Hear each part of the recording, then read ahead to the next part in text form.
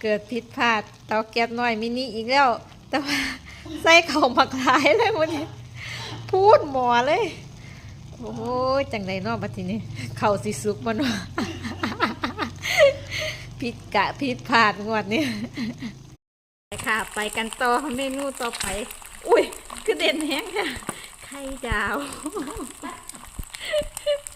โอ้จากไข่ดาวจ้ะพร้อมมีข้าวแล้วก็ต้องมีกับข้าวจ้าจัดไปจ้าอุ้ยสวยเนี่ยฟองที่3ซ้อมมือก่อนไปกลางเต็นท์จ้าแต่วันย้ำไหนบรูนี่ซ้อมไว้ก่อนเฮ้าอุปกรณ์พร้อมคนพร้อมแต่เวลายังไม่มีพร้อมกินพร้อม